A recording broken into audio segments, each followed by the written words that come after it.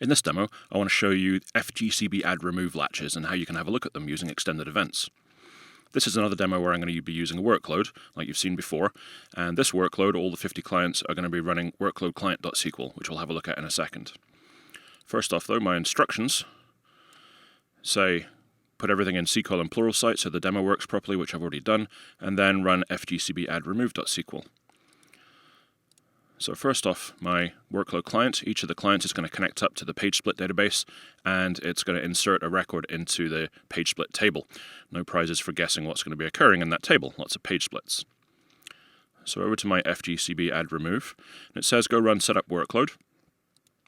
So we run setup workload, and that's going to create a database called page split, and it's going to put it in the simple recovery model and create a table with a few different columns. Column C1 here is a GUID, populated by the new ID function, so it's a random GUID, and I've got a clustered index on that GUID. So we go ahead and run this. We've got things set up. Now it says clear out wait stats and latch stats, so we do that.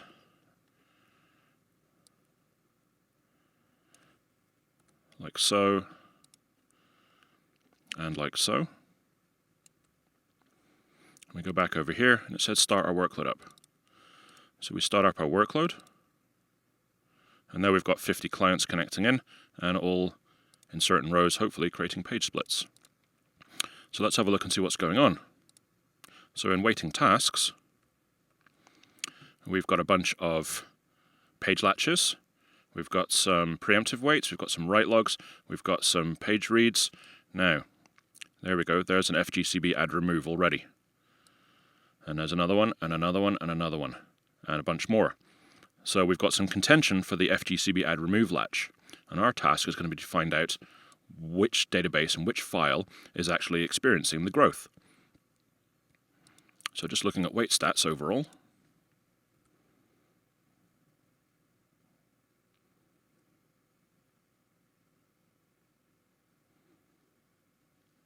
So we've got write log, and we've got a high proportion of latch ex and latch share.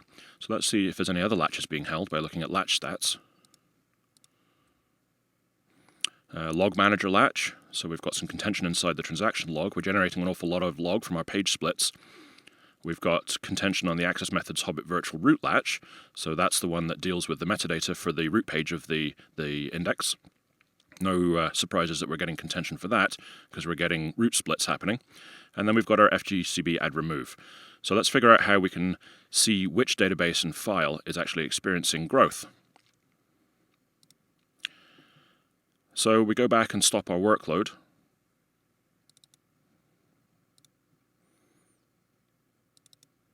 Like so. And then we're going to reset up the demo. So put it back to how it was before, like that.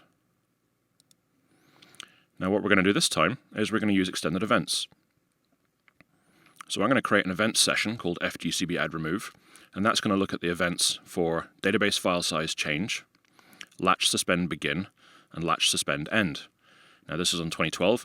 You can do this in 2008 and 2008 R2 using latch class 54, because the latch classes and some of the wait stack numbers inside extended events changed from 2008 R2 up to 2012, and the database file size change is different. There's one for log and there's one for data. So I'm also going to do track causality so I can see what's happening for each one of these different threads. So I'm going to go ahead and create my event session like so, start it up, and then go back and start my workload again. So now I've got my workload hammering away. So looking inside my ring buffer here to see what's going on in terms of the events being captured, I could write the code to do that, the xquery code, like you've seen in a couple of other demos, but this time I'm going to use the extended events viewer in Management Studio for 2012.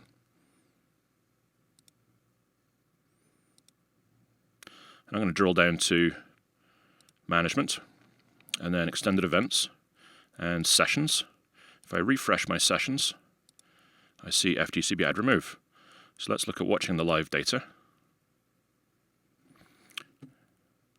So we've got live data coming in, but it's not showing us anything because I've got a filter set on. So what I want to do is remove this filter, just basically get rid of all the filters, and there we go, now we're seeing our live data coming in. So what I'm going to do, we're seeing all this data coming in, I'm going to stop my data being generated by doing stop workload, and go back over here. So we've got all this data.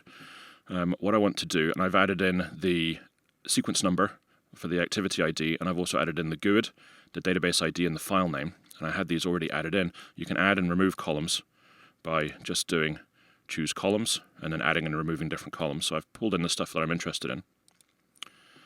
Now if we look at, let's just pick one of these and say I want to filter on this value.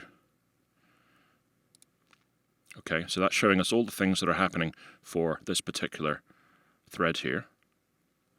And you can see that there's a whole bunch of latch suspend begins and ends corresponding with database file size changes. So if we highlight one of these, we can see it's database ID 5, file name page split data, file name page split log. So my log file and my data file are both growing.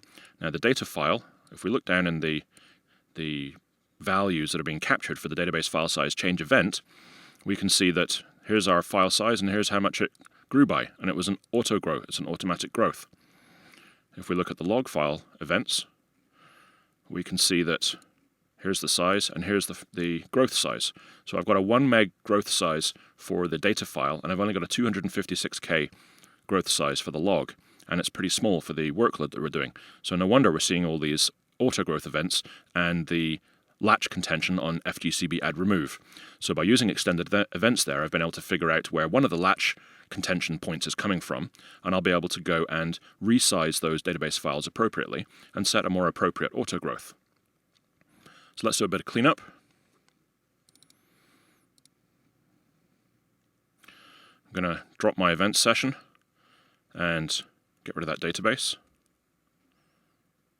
That's cool. So what this is saying, this is an error coming from the live data viewer saying that I've just removed my event session and I'm not going to be able to see any more data. That's pretty cool that Management Studio tells us that. So there's an example of using extended events to look an awful lot deeper down into what's going on inside SQL Server to be able to figure out exactly which latch is being acquired and why it's being acquired, and using the causality tracking to be able to show that one of the threads from my particular workload is causing auto-growth events in data files and log files, and being able to tell exactly which data and log files are being grown and what the growth size is, so I can go and fix that. Pretty cool stuff.